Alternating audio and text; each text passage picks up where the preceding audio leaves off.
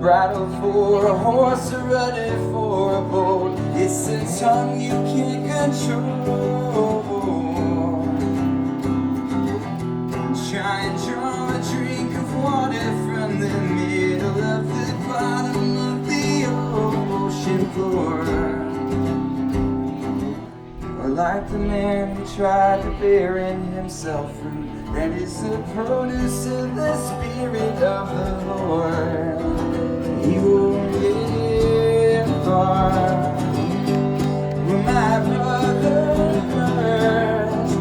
this shouldn't be. This shouldn't be. 'Cause from my cursed tongue, blessings emerge in spite of me. Poison spark is set among our bodies, members, and it's with us from the start. Firing shots is turning fires, burning bridges, consuming everything like it is a sport. And every now and then, oh, it's miraculous. With that tongue we serve and bless the Lord.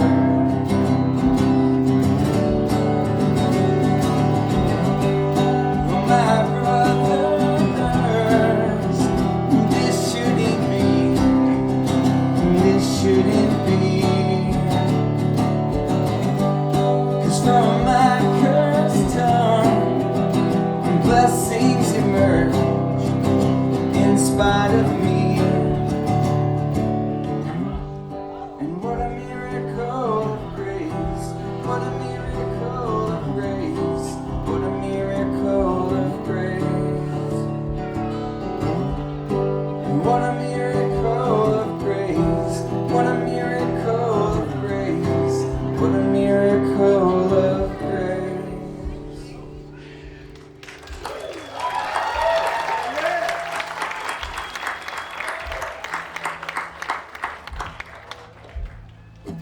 Y'all, I asked to play at the earliest time that I thought I could, in the hopes that I would not have talked myself out of a voice. I failed a little bit with that, but that's okay. Lesson learned. This is another song. I just want to thank everyone for being a part of this festival. If you don't know, a couple years ago, the very amazing team that Jim and Luke and the others were just stewarding this festival so well, giving us a place to be. They felt they needed to retire, take a break, rest, and somehow or another they asked me and the team of people that we put together to try to keep things going, and it's been just a beautiful thing to work on it, and just to be a part of the community in a way that I hadn't been before, and to meet some people that I didn't have access to before, and so it's been really great. I'm so thankful to have gotten to know some people over the last 2 years, to get to see different segments of people's hearts for this festival, and where they hope it might go, what it's meant to them, hear your stories. It's just meant so much to me. For me, this has been a festival that always mirrors, I think of this picture of Jesus and him going to a dinner and the way that Jesus dines with literally anybody, and the Bible is willing to sort of platform, if you will, to give voice to the sort of dissenters of Jesus, right? Jesus is the people that are there to ridicule him, try to embarrass him. Their words are recorded in the text because I think our God understands both that there are people that think those things, and that his truth is much more beautiful than those thoughts. And he's not afraid of it. I like how Audiofeed's never been afraid of it. And that just being a place that believes in the overwhelming power of grace, the goodness of God, and ultimately in his completeness, that he finishes that which he sets out to do. I'm working on this new record that's all about rest, and one of the main things I'm finding is that rest is a product of that completeness of God, that we can rest because we can trust God to do what he says he'll do. This is a song that I wrote about a few different things in Scripture, one being the creation account. After 6 days, God's like, this is awesome, nailed it. And on the seventh day, we're told he rests. You might be surprised, like I was, to read the next sentence and find out that we're not told on the eighth day he gets back to the work of creation. See, our idea of rest is a certain kind of thing, but God's idea of rest seems different. You might say he stopped, that he didn't really rest from the labor of creation. He stopped because he was done. And that doneness is exactly what allows us to enter into rest, right? That the Lord does what he says he'll do. And when Jesus says, it is finished, he's saying we can rest in his finished work. So anyway, here's the song. After 6 days of this making, there's nothing left for me to do. The heavens and earth complete, and both very good to me, to bless this day and to seal for them my truth.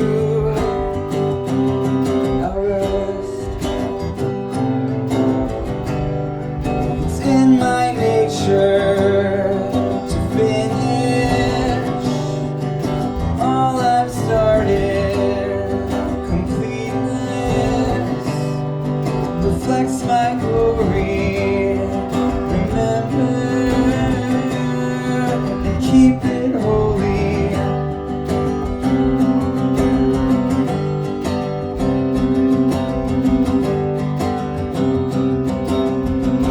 And many others it is finished.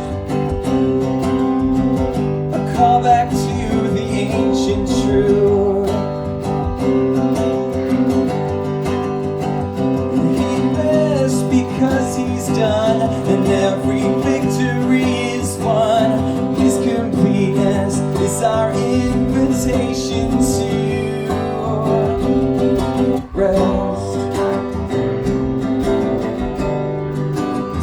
His nature to finish all he started. Completeness reflects his glory. Remember, keep it holy. And Sabbath rest comes from confidence, established by all his precedents. Our God is the God he says he is, finishing all that he begins. And so we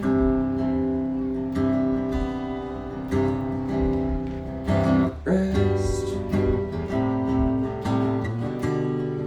It's in his nature to finish all he started. Reflects his glory. Remember, keep it holy.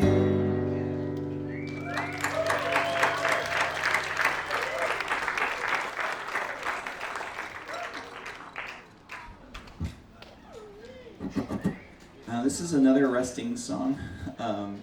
This one's about a popular thing Jesus said. He says if you're weary, you can come to him and get rest. But it's kind of weird. The very next thing he says is that his yoke is easy, which implies putting you to work. And so I think God's idea of rest must be different than mine. Rest feels like stopping work. And he's like, hey, I'm going to give you rest. I'm working you as well. And I think if you look into it much, you'll see that Jesus is speaking to a people that had this idea of how religion needed to be worked, and it involved a lot of self and self accomplishment, and it was tiresome to even hear them talk about it, let alone try to do it. And I think Jesus' invitation is to rest that comes from trust. And I think he's saying it to people that don't even want it. He's like, you don't want this. And I think it's kind of a threat to them.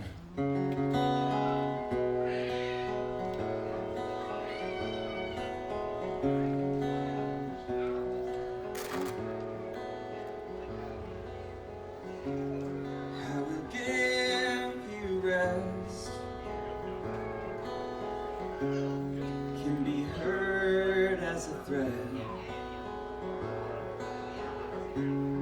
by the wise who are learning, have hardened hearts say, oh, come to me, lay your burdens down.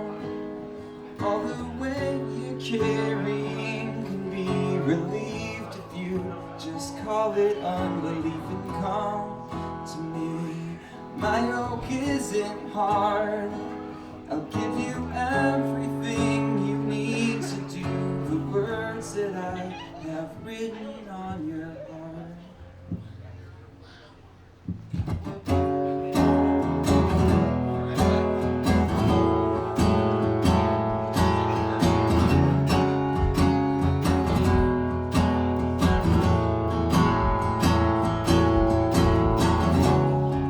It's wrong to obey that flails discontent. This yoke weighted blanket clothed in contentment. Oh, come to me, lay your burdens down. All the weight you're carrying can be relieved if you just call it unbelief and come to me. My yoke isn't hard. I'll give you everything you need to do the words that I have written on your heart. And faith without works is dead. But don't forget who drives the cart. The cure for your weariness. I will complete all that I start. So come to me, lay your burdens down. All the weight you're carrying can be relieved if you just call it unbelief and come to me. My yoke isn't hard. I'll give you everything you need to do the words that I have written on your heart.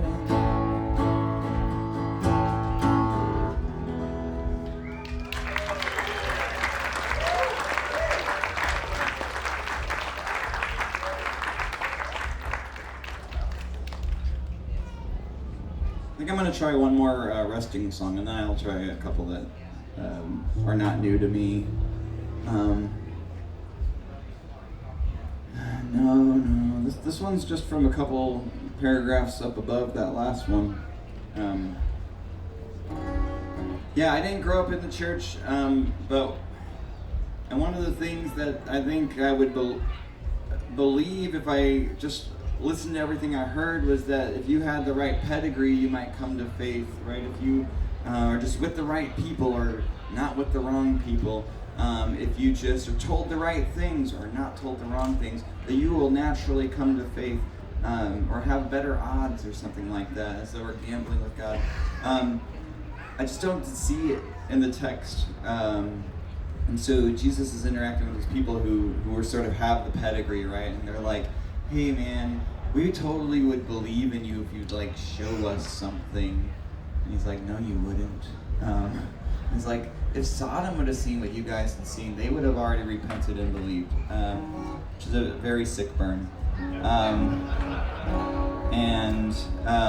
Yeah, this is a song kind of about that and our tendency to not want what Jesus is offering. Jesus is offering us rest that comes in this vessel of trust and faith, and we'd rather work for it. Maybe that's not you. I'll just speak for myself. I'd rather work for it in this really sick, self-defeating kind of way. So this is this song.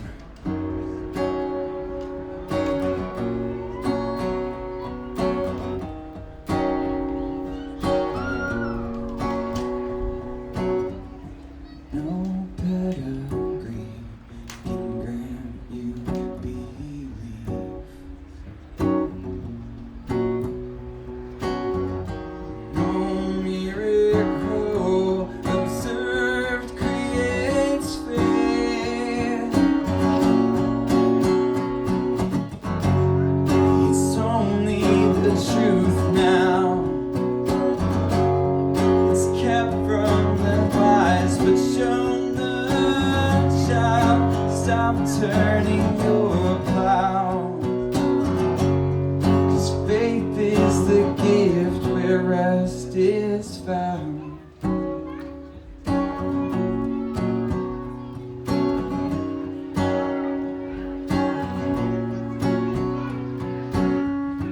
Given to gifts you've chosen neither.